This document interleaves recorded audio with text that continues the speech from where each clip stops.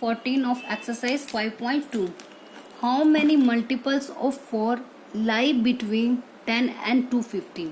Same 13 question की तरह ही है कि आपको ये बताना है कि जो 10 और 250 है उसके बीच में 4 से डिवाइड होने वाले मतलब 4 के जो मल्टीपल है वो कितने हैं. ठीक है, अब 10 और 250 तो फर्स्ट स्टार्टिंग नंबर हो गया 10, ऐसे 10, 11, 12 सो ऑन. जो लास्ट टर्म कितनी है हमारे पास 250. अब इसमें हमने देखना है कि जो 4 की टेबल पे आए. अब 10, 11 तो 4 की टेबल पे नहीं आता तो कौन सा आता है, सबसे पहले तो आ गया 12. तो जो फर्स्ट नंबर हो गया जो कि हमारे पास 4 की टेबल पे आएगा वो कौन सा हो गया 12.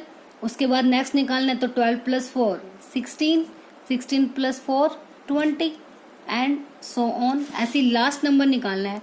लास्ट नंबर क्या है हमारे पास 250. तो चेक करते हैं कि 250 4 की टेबल पे डिवाइड होता है या नहीं होता. अब 4 6 जा 24, 5 में से 4 गए 1, ऊपर से लिया 0, 4 2 जा 8. अब ये तो 4 की टेबल पे कम्प्लीटली डिवाइड नहीं हुआ, रिमाइंडर कितना आ गया 2. मतलब 250 तो कंप्लीट 4 की टेबल पे नहीं जाता, उसके में रिमाइंडर कितना आ गया हमारे पास 2. बट अगर हम इस रिमाइंडर को इस 250 में से माइनस कर दें, रिमाइंडर को 250 में से माइनस कर दी, क्या बच गया 248. तो अब जब 248 को हम 4 से डिवाइड करेंगे तो वो कम्प्लीटली डिवाइड हो जाएगा.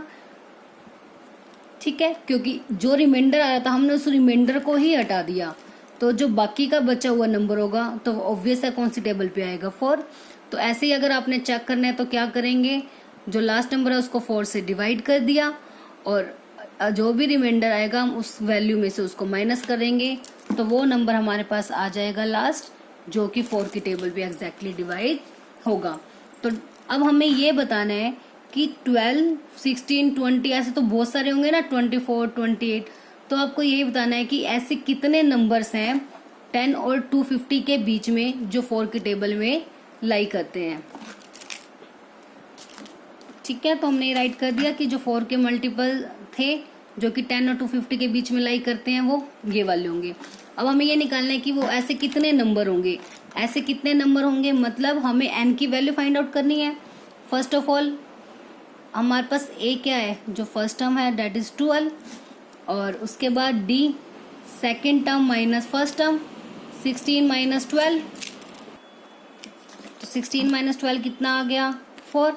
a है d है और an जो हमारी लास्ट टर्म मतलब 248. ठीक है, अब a है d है an है, किसकी वैल्यू निकालनी है हमें n की. तो an का फॉर्मूला अप्लाई कर देते हैं, a + n - 1 × d जो किसके इक्वल आ गया 248. अब a की वैल्यू है 12, n की हमें निकालनी है, d की वैल्यू 4 है, 248 एज इट इज. ठीक है, अब 12 प्लस का यहाँ के क्या हो जाएगा माइनस का, तो 248 - 12. तो 248 में से हम जब 12 माइनस करेंगे 8 - 2 6, 4 - 1 3 और 2 एज इट इज. n - 1 की निकालनी है, 4 मल्टीप्लाई में यहाँ के क्या हो जाएगा डिवाइड में, 4 5 जा 20, कैरी बची 3, 3 6 36, 4 9 जा 36. तो 59 आ गया. n की वैल्यू कितनी हो जाएगी 59 + 1 which is equals to 60. That means इस 10 और 250 के बीच में जो 4 के मल्टीपल होंगे वो कितने हैं 60. ठीक है, तो 60 ऐसे नंबर्स हैं जो 4 की टेबल पे जाते हैं और वो 10 और 250 के बीच में लाई करते हैं.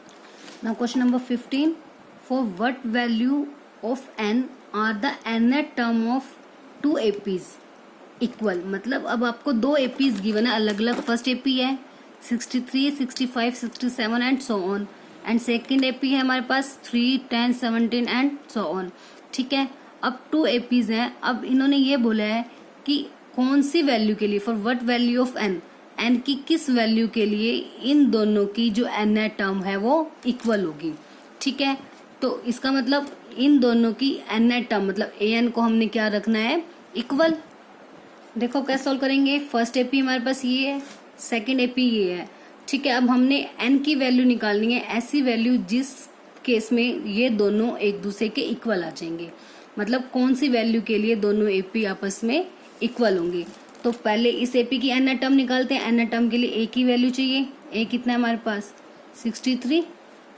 डी की value second term minus first term 67 minus 65 किसके इक्वल आ गया 2 के। ठीक है, ए और डी की आ गई। ऐसे इस एपी में ए की वैल्यू कितनी हो गई 3 और डी की value second term minus first term 10 minus 3 which is equal to 7। अब दोनों एपी के हमारे पास फर्स्ट टर्म भी है और उनका डिफरेंस भी है। दोनों की एन टर्म निकालनी है। ए एन का formula a plus n minus 1 into d. अब ए की वैल्यू कितनी है हमारे पास 63। एन की वैल्यू तो है ही नहीं हमारे पास एज इट इज। डी की वैल्यू 2। ऐसे ही इसमें निकाल लेते हैं ए एन की value a plus n minus 1 into d. A की वैल्यू है 3 plus n minus 1 into d की वैल्यू 7। अब इस एक चीज और इन्होंने बोली है कि दोनों एपीज आपस में इक्वल हैं। ठीक है, तो बाय गिवन कंडीशन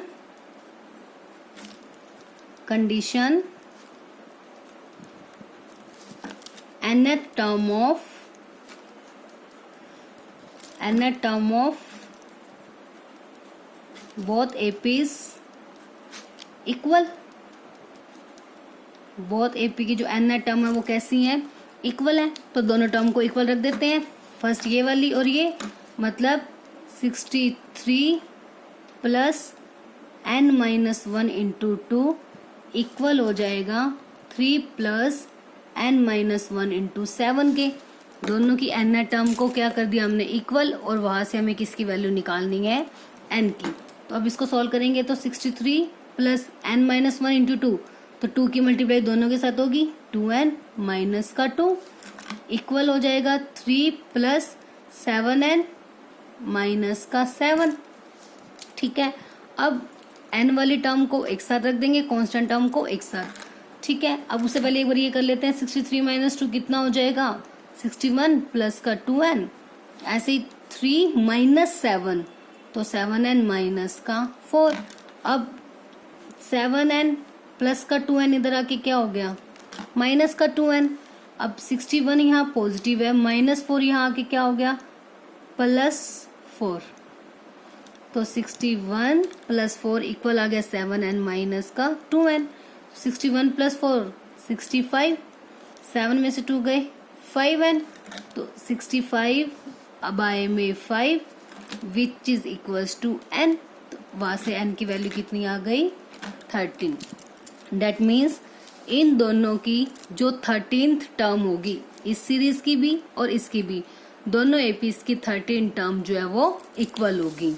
ठीक है, so required term is 13th term.